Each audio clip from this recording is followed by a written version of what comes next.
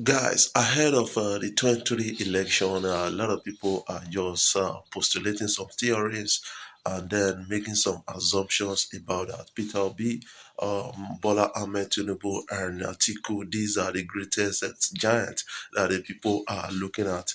And I think it's worth to note that INEC has registered new voters of about 10.4 million voters, and that is a positive one for a lot of people. Some people are saying that Peter Obi's movement brought out that voter, so we should expect like 80% of that people voting for Peter Obi at a point like this. And people need to actually understand that, man, to an extent, this is one of the most important election to us as a result of the economic downturns and a lot of conflict and things happening in this country, insecurity. A lot of people are tired of experiencing this and they are coming out to accept another candidate. What the question is all about now is that are we going to get a free and fair 2023 election? That is another growing concern by a lot of us. Before I jump right in to start discussing all of this, I want to take out this time to really appreciate you guys for watching my videos and sharing them across social media platforms. And if you are new here, click the subscribe button below, the bell notification icon to always get notifications each time we upload our videos. You can go and check us out on TikTok, Facebook, Instagram, and Twitter and be a part of this great discussion. Guys, let us talk about the Osun election. Is another point of concern, another point of reference by a lot of well-meaning Nigerians, and it's always now PDP versus APC at the Osun election. And right now, APC has come out to say, man, they are going to face the Adeleke's eyeball to eyeball. And Davido was quick to respond to that, said, man, Akarig, that is something now. People are really looking out for them. And you will get to understand the Ekiti election was marked with, vote buying, and people criticized that. SDP tried at the Ekiti election because a lot of people thought it was going to be the turn of SDP until late hours. It was overturned by APC and then they won the day. And right now, people are saying that Osun election is going to be another point of reference. And Davido made a statement in response to that. He said, them they monitor my movement, them they check tour calendar to see when I go enter Osun.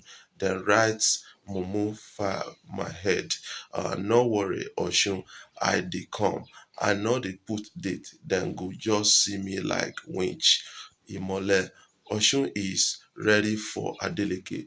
We go bring joy. That is something coming in from Davido at a point like this, and a lot of people are making that as a point of reference. What I want to understand is that Davido has been supporting his uncle from time to time, speaking up, and a lot of people are showing some growing concern about that and saying that, man, Davido, you should face your career, your music.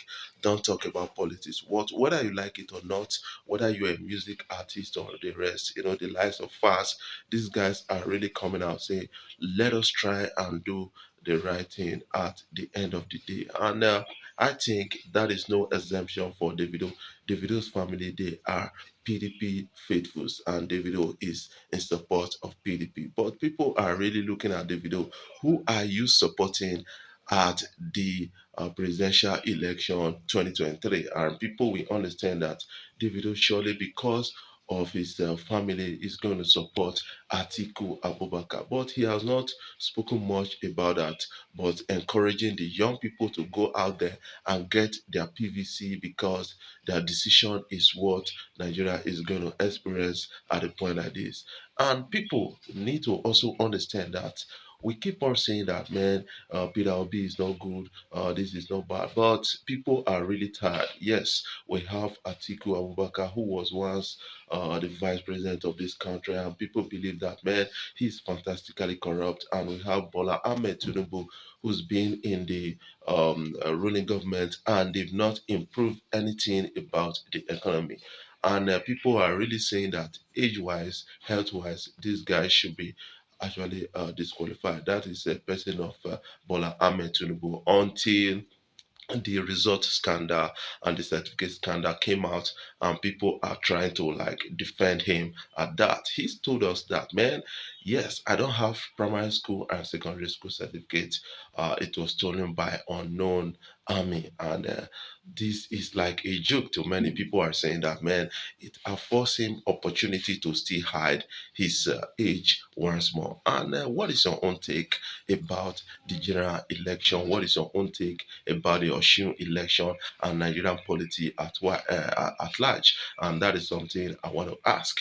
You need to understand right now that people are really fed up of the economic system in Nigeria, borrowing and climbing higher. In 2015, before the incoming of this government or this administration, we had about 12 point something trillion naira as debt, and right now we have about 41 trillion naira as debt, and people are really getting scared by the whole thing and saying that, man, we are borrowing, but it's not translating into infrastructure, into the security system of the country, and into the well-being of Nigerians. Why are we borrowing? That is what they are now asking, because we find out that politicians like senators, House of Rep members, they buy Prado every 4 years, and that is a growing alarm. And Innocent Motors is not kind of getting the patronage he's supposed to get. Rather, they believe in Toyota and then take our money away from this country just to get cars for us, and a lot of leakages in the economy, and that is what people are really concerned about. Check the ASU strike. A man took about 170 billion naira. ASU is just asking for 30 something billion naira, and that is misappropriation. And people are really saying that, man, in this country right now, this administration, they don't really like education to that extent. Budgeting less than 10% of the making 10% of the budget for education is that you don't prioritize education. That is what people are really concerned about. I think the growing concern is on the young Nigerians who are being harassed by the police and then called Yahoo boys because they have laptops and 5 phones. You drive good cars, you become a Yahoo boy. And people are really fed up of this whole system. Some are running away from this country, while some other persons are really believing that they can change the narratives and the future of the country at large. Before I jump off, finally, I want to take out this time to really appreciate you guys for watching my videos and sharing them across social media platforms. If you are new here, click the subscribe button below and the bell notification icon.